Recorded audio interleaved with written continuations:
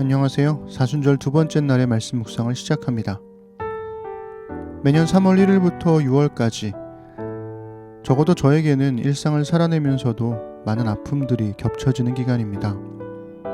일본의 제국주의에 맞서 독립을 외쳤던 3월 1일을 시작으로 4.3의 제주학살, 4.16 세월호 참사, 4.19 혁명, 5.18 광주 민주화운동과 6.25 전쟁에 이르기까지 굴곡진 우리나라 근현대사의 아픔이 이어지기 때문이죠. 사실 20대까지는 기껏해야 3.1운동과 6.25 전쟁 정도만 조금 알고 있었을 뿐이지 역사에 별 관심도 없이 살았습니다. 부끄러운 일이죠. 하지만 우리나라 근현대사를 조금씩 알아가면서 나보다 앞선 시대를 살아갔던 이들의 희생을 딛고 내가 살아가고 있다는 미안함에 조금이라도 관심을 두고 나라를 위한 기도를 하게 되더라고요. 그래서일까요? 러시아 우크라이나 전쟁에 더 감정이입을 하게 되는 것 같아요. 고래싸움에 새우등 터지는 것 같은 게 꼭 우리나라의 현실과 닮아 있어서 기도하게 됩니다. 그리고 그럴 때의 기도는 깊은 탄식으로 시작되곤 하죠. 오늘 읽어드릴 74편이 우크라이나를 위한 기도를 더 애틋하게 해줍니다. 시편 3권은 이스라엘의 역사 전반에 걸친 탄식의 상황들을 다루고 있습니다. 출애굽 사건을 비롯해서 북이스라엘의 멸망과 남유다의 멸망에 관한 파괴의 주제가 시간 순서와 상관없이 반복됩니다. 불의한 현실을 토로하는 개인 탄식 시인 73편과 국가적 재난 상황을 토로하는 공동체 탄식 시인 74편이 시편 3권의 주제를 아우르고 있죠. 74편은 남유다의 멸망을 배경으로 합니다. 특히 하나님의 성전이 파괴되는 장면을 상세하게 묘사하죠. 개인 탄식에서 공동체 탄식으로 이어지는 73편과 74편의 배열을 고려하면 불의한 현실에도 하나님의 주권을 고백하며 따랐던 개인들이 직면한 결과는 나라와 성전의 파괴였다는 이런 이야기가 됩니다. 암울한 미래를 마주한 신앙인들의 고민이 여기에 있습니다. 시편 74편을 읽어드릴게요.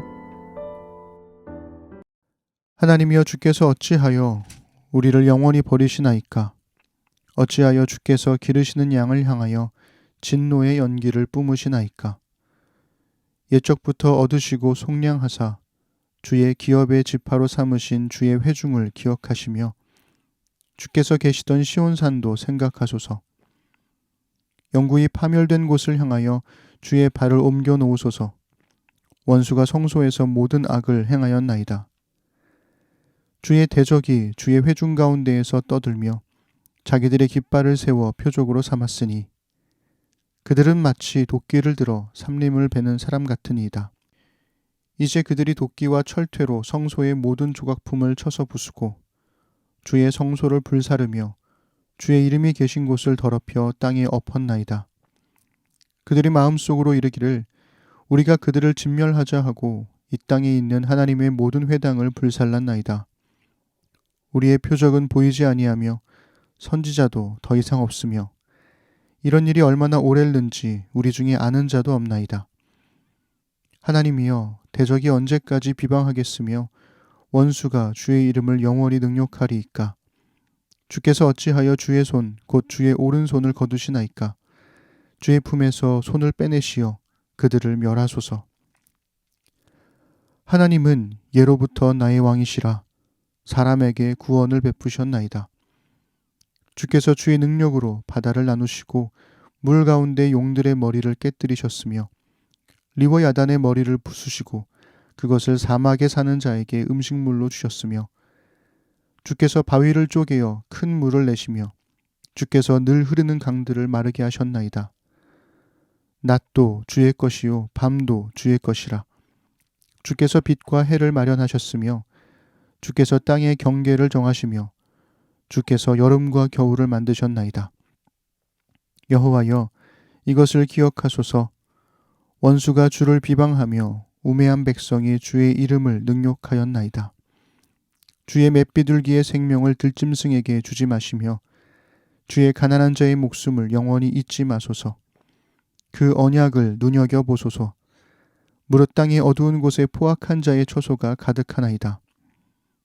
학대받은 자가 부끄러이 돌아가게 하지 마시고 가난한 자와 궁핍한 자가 주의 이름을 찬송하게 하소서. 하나님이여, 일어나 주의 원통함을 푸시고 우매한 자가 종일 주를 비방하는 것을 기억하소서. 주의 대적들의 소리를 잊지 마소서. 일어나 주께 항거하는 자의 떠드는 소리가 항상 주께 상달되나이다. 아멘. 1절부터 11절은 남유다와 성전, 특히 성소의 파괴를 묘사합니다. 성소를 파괴하는 이들은 이방민족, 특히 바벨론이지만 시인은 그것을 하나님이 유다를 버리셨다고 하죠. 이 모든 게 하나님이 우리를 버리셨기 때문이라는 겁니다. 원수들은 성소에서 악을 행하고 성소의 물품들을 쳐서 부수고 불살랐습니다. 게다가 이 참혹한 현실이 언제까지 지속될지 알 수도 없습니다. 여기서 성소에 주목해 보세요. 시편 73편에서 성소는 불의한 현실에 대한 탄식이 해결되는 장소였습니다. 시인은 17절에서 내가 하나님의 성소에 들어갈 때에야 그들의 종말을 내가 깨달았나이다 라고 고백하며 하나님을 가까이 하고 하나님을 피난처로 삼겠다고 고백했었습니다. 그런데 74편에 이르러서 시인은 우리의 신실함을 지켜주었던 바로 그 성소가 파괴되는 현실을 보고 있는 겁니다. 이제 어디로 가야 하는 걸까요? 시편 73편과 74편의 흐름은 매주 교회에 가서 예배드리며 힘과 위로를 얻던 우리가 코로나로 인해 예배 장소에 가지 못하는 우리의 현실과도 닮아 있습니다. 이제 어디로 가야 하는 걸까요? 12절에서 시인은 하나님은 예로부터 나의 왕이시라 사람에게 구원을 베푸셨나이다 라고 고백합니다. 74편의 시인은 이제 눈에 보이는 성소가 아닌 눈에 보이지 않는 역사 속의 하나님을 찾습니다. 읽으면 읽을수록 참 기가 막힌 고백입니다. 하나님은 예로부터 나의 왕이시라는 사람의 고백과 사람에게 구원을 베푸셨나이다 라는 하나님의 일하심이 인류 역사 전체를 감싸 안고 있으니까요. 성소가 파괴되었다면 낮과 밤을 주관하시고 빛과 해를 만드신 하나님을 보면 됩니다. 성소에 갈 수 없다면 여름과 겨울을 지내며 하나님을 찾으면 되죠. 나라의 멸망과 성전과 성소의 파괴도 하나님의 하나님 되심을 막지 못합니다. 여전히 회복의 소망은 하나님께 있습니다. 사람에게 구원을 베푸신 하나님이 우리의 왕이시니까요.